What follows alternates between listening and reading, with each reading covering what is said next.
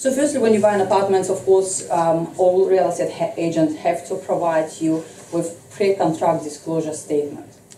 It's a special form where owner of apartment disclose to you on behalf of body corporate of what is the body corporate fee, so basically how much you're paying per year, how much money they have in their accounts, what is the timing for these body corporate fees, what is the levy for next year. So it gives you some idea about how apartment structure actually works. Secondly, you need to ask for last 3 years of body corporate minutes and read it really carefully. Because if there is anything wrong with apartments, if there is anything that shouldn't be there, you know, is a rust on the balcony, there is a tiles coming up, there is water coming through, it will be noticed on the body corporate minutes. So, and if you see something that you're not happy or not sure about, do your investigation. Another good suggestion, go for body corporate rules, because I was quite surprised when I bought in this block in Anihanga Mall, just big block around the corner. I want to buy a heat pump, and then I realized that I'm not allowed to put one in because it's in the body corporate rules. We can't do it because it's challenge aesthetics of the building. Another recommendation will be quite useful is to talk to building manager. Normally there are details all around, so find who building manager are, call building manager, talk to them, say that I'm planning to buy apartments in a building, can I come and talk to you, or can you talk on the phone? Also a good idea to talk to someone who lives in this building or own apartment in the building, because again, they will give you a good idea what's actually going on. You know, is there something that you should know, but maybe your vendor who's selling didn't disclose it to you. Typically, when I would buy them, they would be a bit run down and a bit in poor condition and not in a great state. Which meant that I did a renovation. So a renovation in an apartment you can get done in 7 to 10 days. You don't change any walls or anything like that. You might fit a new kitchen bench, put new carpets in, paint throughout. But they rent up best when they're fully furnished. So you're looking at putting in a new furniture package right down to crockery and cutlery and linen on the beds and those sorts of things. And that makes a difference to your population that's just arriving in the city, whether they're moving to Auckland from out of Auckland and needing a base to operate from in the short term to figure out where they're going to go long term, or coming in from overseas as professionals that are relocating here, or international students or whatever they are. If you can offer them something that all they have to do is bring their suitcase in the door and everything else is there, that makes a big difference to people saying yes on the spot as a prospective tenant. With existing building, you know, you have a history of a building, you know exactly what you're buying, you know, you can touch it, you can feel it, you can talk to you can talk to building managers, so you have really good idea what is it all about. With apartment of plans, all what you can see is this, you know, artist image, and quite often it's not the same when you actually buy the property at the end. I went online today and I can see like one of the apartments building which advertise it's Victoria Residences, and you know there's a beautiful picture of the building, and when I look at it I was like, it doesn't really stack up, because next door building is 11 floors and this new building which is only 20 floors, it's kind of 3 times bigger. So it's actually disproportional, but you know, if you buy an apartment on a, you know, 15th floor, you think, or 11th floor, you think, oh my God, I'm in the middle, so you know we'll have amazing views. But no, you're actually facing building next door. You know, very new, very lovely.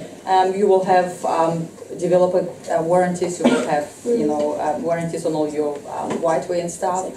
You will have probably better quality of tenants who like to move in the new property. You will have quite low body corporate for at least next 10 years, because well, you know, it's new property, nothing much needs to be done. But again, on the negative side, what I've noticed when I just started to sell in 2010, and when I explained to you that sometimes we were selling apartment at loss, it was most of the time that people were buying them off the plan. Because remember, when you buy off the plan, it's not really a market value. This is how much developer want for this property.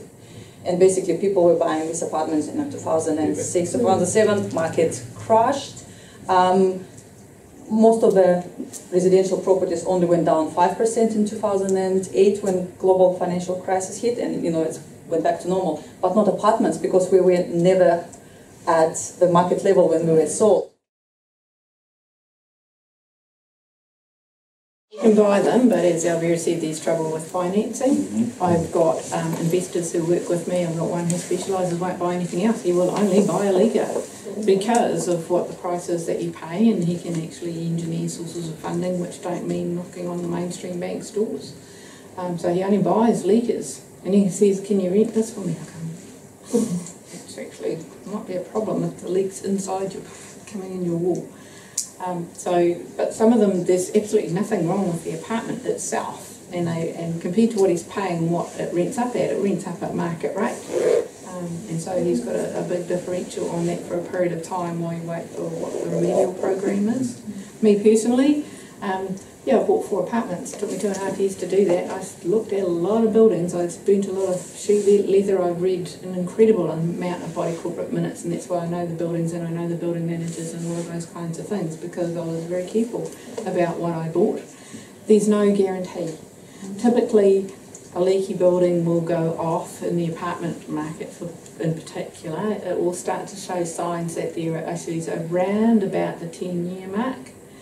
The weather-tight legislation in terms of getting your claims in, and the weather-tight legislation cuts off at the 10-year mark. So there's this big scramble to say, if there is something going on, we need to actually get paperwork done and get things happening now. So you've still got a window of that 10 years where you don't know. And very experienced investors have bought in a building which had no problem and no sign of any problem at the time that they bought, and subsequently has developed one. You can get that in a residential property as well. Now, we're quite sensitive about leaky homes as the leaky home syndrome. There's all sorts of other stuff that can go wrong with builds and developments and properties and older age properties and all sorts of things. The problem with apartments, though, if it's a leaker, you've got the body corp, and it costs way more than a normal home to fix. It depends. And it depends what it is. It depends what your claim is and how much of that gets funded. It depends if your construction warranties are still in place or not. And your developer's still on the scene or not. Sometimes they're not, but sometimes they are, and the legislation fits in. Sometimes the definition of what's a leaker and what's a leaky, it gets a label as a leaky building, and I've definitely had the banks turn their nose up and say, there's a problem with that building, we're not touching it, there's no finance on this building. And there's a problem with the actual concrete and the layering of the concrete on the outside edges of the balcony, which means that the steel posts for the balcony rails have had water come through inside where the concrete post sits, and they're starting to rust. And so you've got to actually replace some balustrades. And the banks would not touch that building for more than 2 years because it was a leaker. The fix is only on, there's only about 8 apartments affected out of more than 50. And so those particular owners will be facing a bill because it's part of their individual apartment unit.